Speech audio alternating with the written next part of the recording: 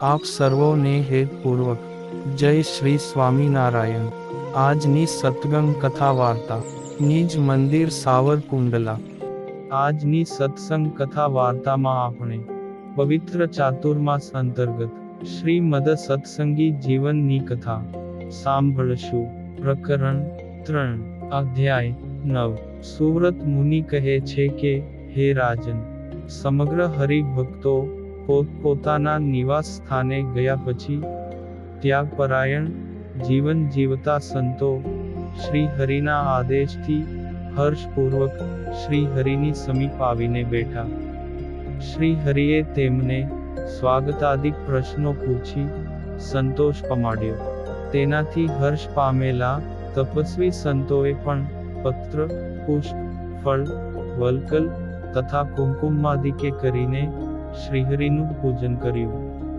આમ જ્યારે હર્ષપૂર્વક ગાઢ અનુરાગથી મુનિજનો શ્રીહરિનું પૂજન કરી રહ્યા હતા, તેવામાં ઉત્તમ રાજાના મામા ગાલવ ભક્ત શ્રીહરિની સમીપે આવ્યા ને કહેવા લાગ્યા કે, હે ભગવન, રસોઈ તૈયાર થઈ ગઈ છે।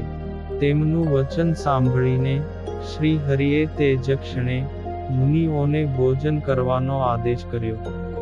મુનિઓ પણ મુખ અને હાથ પગની શુદ્ધિ કરીને પંક્તિબદ્ધ ભોજન કરવા બેઠા। મુનિપતિ ભગવાન શ્રીહરિએ સાકરને ઘીથી રસબસતા પકવાનો તેમજ પૂરી, ખીર વગેરે સ્વાદિષ્ટ ભોજન પીરસીને સંતોને તૃપ્ત કર્યા। ત્યારબાદ તેઓને ધર્મશાળા પ્રત્યે જવાનો આદેશ કર્યો। ભગવાન શ્રી હરિએ પણ પોતાના ભવનમાં સ્વયં રસોઈ પકાવીને શ્રી કૃષ્ણ પરમાત્માને નૈવેદ્ય નિવેદિત કરીને ભોજન કર્યું ને આસન પર બિરાજમાન થયા। તેવામાં તો દેશ દેશાંતર નિવાસી ઉદાર ભાવના વાળા સર્વે ભક્તજનો દુર્ગપુર પ્રત્યે આવવા લાગ્યા। હે રાજન, કોઈ પૂર્વ દિશાથી, કોઈ ઉત્તર દિશાથી, કોઈ પશ્ચિમ દિશાથી, કોઈ દક્ષિણ દિશાથી, તો કોઈ મધ્યવર્તી દેશોમાંથી, કોઈ અગ્નિકોણથી, કોઈ નૈઋત્ય કોણથી, કોઈ વાયવ્ય કોણથી, કોઈ ઈશાન કોણથી શ્રી હરિને વિશે ભક્તિમાન અનેક વૃદ્ધ, યુવા, બાળક, પતિવ્રતા ધર્મમાં નિષ્ઠાવાન એવી સધવા, વિધવા સ્ત્રીઓ વગેરે દુર્ગપુર પ્રત્યે આવ્યા। દેશ દેશાંતરથી આવેલા સર્વે ભક્તજનો ઉચ્ચ સ્વરે વાજિંત્રનો નાદ, ગીતનો ધ્વનિ તેમજ તાલીઓનો નાદ કરીને દુર્ગપુર નિવાસી જનોના ચિત્તને ભ્રમ ઉપજાવતા હતા। ભક્તપ્રિય ભગવાન શ્રી હરિ ઉચ્ચ સ્વરે થતા વાજિંત્ર તેમજ સંકીર્તનના શબ્દને સાંભળીને પોતાના ભવન થકી બહાર પધાર્યા ને લીંબતરુ નીચે વેદિકા ઉપર રહેલા સિંહાસન ઉપર બિરાજમાન થયા। હે રાજન, શ્રી હરિના દર્શનની અતિશય ઉત્કંઠા ધરાવતા સર્વે ભક્તજનો પોતાના પ્રાણાધાર શ્રી હરિને પામીને પ્રેમથી પરવશ બની બે હાથ જોડીને નમસ્કાર કરવા લાગ્યા। કેટલાક ભક્તો અતિશય ઉત્કંઠાથી હર્ષઘેલા થયેલા હોવાથી સાષ્ટાંગ પ્રણામ કરવાનું પણ ભૂલી જઈને કેવળ હાથ જોડીને વંદન કરવા લાગ્યા। તેમજ કેટલાક ભક્તો પ્રેમથી પરવશ બનીને પૃથ્વી ઉપર દંડની માફક પડી સાષ્ટાંગ પ્રણામ કરવા લાગ્યા। તો કેટલાક ભક્તો શ્રી હરિને નમસ્કાર કરવાનું પણ ભૂલી જઈ બહુકાળ પર્યંત શ્રી હરિની મૂર્તિને નયનોથી નિરખવા લાગ્યા। તેમજ જે ભક્તજનો શ્રી હરિના જે અંગનું દર્શન કરતા તેમાં તેઓના મનની વૃત્તિ લીન બની જતી હતી। હે રાજન, કેટલાક ભક્તજનો મેષોન્મેષ રહિત સ્થિર દ્રષ્ટિથી ભગવાન શ્રી હરિના ચરણની આંગળીઓના દર્શન કરીને તે જ ક્ષણે નેત્રોની વૃત્તિનો નિરોધ થઈ જતા થાંભલાની માફક અચળ થઈ શોભવા લાગ્યા। કોઈ ભક્તજનોને ઘૂંટીના દર્શન માત્રથી વૃત્તિનો નિરોધ થતો હતો. વળી કોઈને ભગવાન શ્રી હરિની જંઘાના દર્શન થતાં જ નેત્રોની વૃત્તિ સ્થિર થઈ ગઈ. વળી કોઈને બંને જાનું, સાથળ કે ઉદર તથા કેડને જોઈને તેમાં જ ચિત્તવૃત્તિનો નિરોધ થઈ ગયો. હે રાજન, કોઈ ભક્તજનો શ્રી હરિના વિશાળ હૃદય કમળ, સ્તન અને શ્રીવત્સ ચિહ્નના દર્શન કરી સમાધિ સ્થિતિને પામ્યા.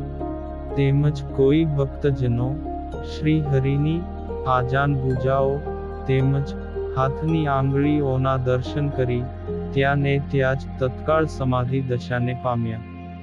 કોઈ ભક્તજનો શ્રી હરિના પ્રસન્ન મુખારવિંદના દર્શન કરી તેમાં જ લીન થયા.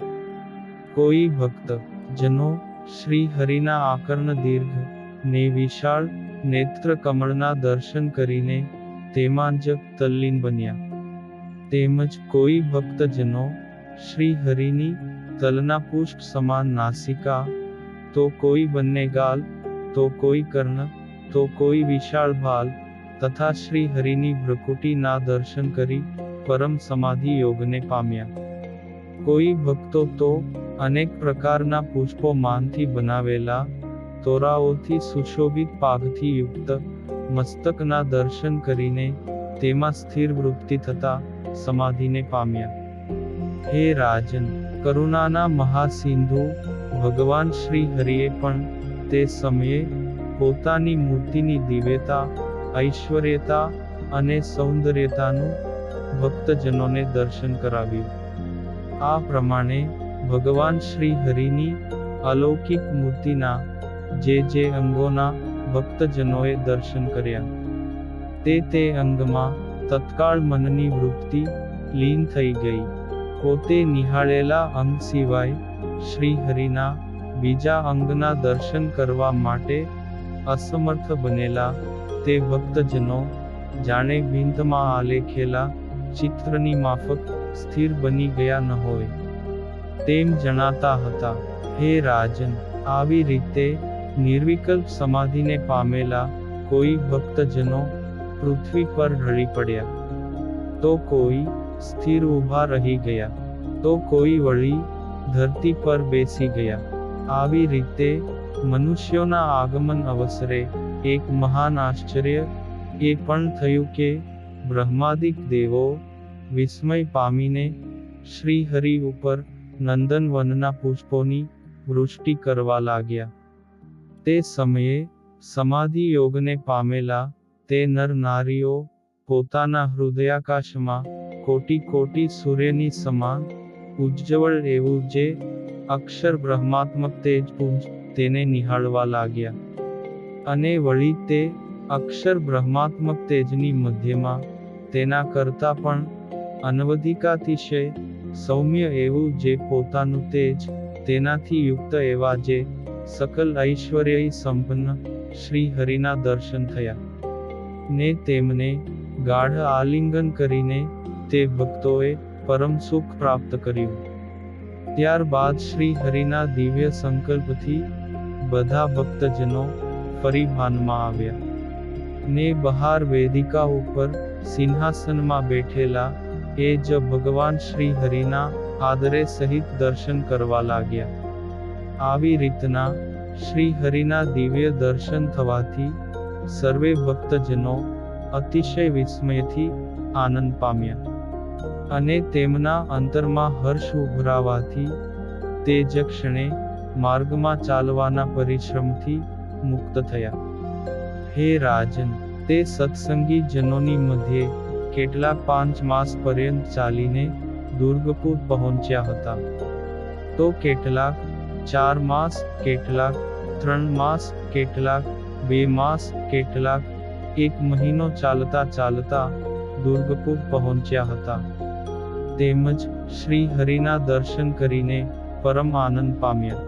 ઘરના વૈભવ સુખનો ત્યાગ કરીને બહુ કષ્ટ વેઠીને પોતાના દર્શનાર્થે આવેલા ભક્તજનોનો ભગવાન શ્રી હરિએ આદર સત્કાર કર્યો. ને બહુમાન આપીને બોલાવ્યા. શ્રી હરિએ સર્વે ભક્તજનોને કુશળ સમાચાર પૂછ્યા, ને જ્યારે ઉતારા કરવાનો આદેશ આપ્યો, ત્યારે હરજી ઠક્કર વગેરે હજુરી પાર્ષદો સર્વે ભક્તજનોને યોગ્ય નિવાસ સ્થાનોમાં લઈ ગયા. શ્રી હરિ પણ ધનતેરસના દિવસે વારંવાર પોતાના દર્શને દેશાંતરમાંથી આવતા ભક્તજનોને પોતાનું દર્શન આપવા માટે વેદિકા ઉપર રહેલા સિંહાસન ઉપર બહુકાળ પર્યંત બેસી રહ્યા. તે સમયે શ્રી હરિના દર્શન માટે દેશ દેશાંતરથી દુર્ગપુર આવતા સ્ત્રી ભક્તજનોનું યથાયોગ્ય સન્માન જયાબા, રમાબા વગેરે બહેનો કરતા હતા. પરંતુ વિશેષપણે લલિતાબા તેમાં ધ્યાન આપતા હતા, કારણ કે આ અન્નકૂટોત્સવ તેમના તરફથી હતો. ગઢપુરમાં પધારેલા સર્વે બ્રાહ્મણો કે ભિક્ષુકો તથા અન્નાર્થીને અને માર્ગમાં ચાલતા જે કોઈ ભક્તોની ખર્ચી ખૂટી ગઈ હોય તે સર્વે ગૃહસ્થ ભક્તોને પણ ભગવાન શ્રી હરિ ઉત્તમ રાજા પાસે અન્નાદિક જે કાની જરૂરત હોય તે અપાવતા હતા. ભગવાન શ્રી હરિએ તે સમયે 5 દિવસ સુધી ચાલે તેટલું કાચું અનાજ, ઘી, સાકર તથા કાષ્ઠ વગેરે પદાર્થો બ્રાહ્મણોને અપાવ્યા, અને બાકીના ક્ષત્રિય, વૈશ્ય, શૂદ્ર, સૂત, માગધ, બંદીજનો તથા વાજિંત્ર વગાડનારા સર્વજનોને ઉત્તમ રાજાના દરબારમાં જ ભોજન કરાવ્યા. શ્રી હરિ તે ધનતેરસની રાત્રિએ અશ્વ ઉપર સવાર થઈ કેટલાક પાર્ષદોની સાથે દેશાંતરવાસી ભક્તજનોના જુદા જુદા નિવાસ સ્થાને પધાર્યા, ને તેઓના કુશળ સમાચાર પૂછી તેમને જે કાની જોઈતું હતું તે સર્વ સામગ્રી અપાવી, તેમજ સર્વેએ સાવધાનપણે વર્તવું એવી શિખામણ આપી, અને પોતાનાથી અજાણ્યા નર નારીને પોતાના ઉતારામાંથી બહાર કાઢવા. આવી રીતે ભલામણ કરીને ભગવાન શ્રી હરિ પણ પોતાના નિવાસ સ્થાને પધાર્યા.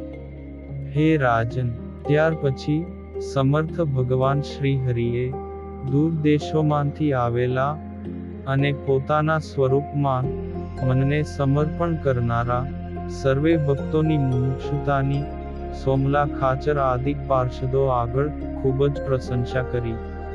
આવી રીતે અન્નકૂટોત્સવના દર્શન કરવા માટે આવતા ભક્તજનોના સર્વે સંઘોના તત્કાળ યથાયોગ્ય સન્માન કરાવીને યથાયોગ્ય ઉતારાની વ્યવસ્થા કરાવવામાં વ્યસ્ત રહેલા શ્રી હરિએ કુકડાઓના બોલવા ઉપરથી જાણ્યું કે રાત્રિનો 3જો પહોર પૂર્ણ થયો છે. ઇતિ શ્રીમદ સત્સંગી જીવને નારાયણ ચરિત્રે ધર્મશાસ્ત્રે તૃતીય પ્રકરણે અન્નકૂટોત્સવમાં દેશાંતરમાંથી પધારતા સંત ભક્તજનોને દર્શન સન્માનનું વર્ણન એ નામે 9મો અધ્યાય સંપૂર્ણ. અને હવે પછીની કથા વાર્તા આપણે આગળના ભાગમાં સાંભળશું. અત્યારે આપ સર્વોને ભાવથી જય શ્રી સ્વામિનારાયણ.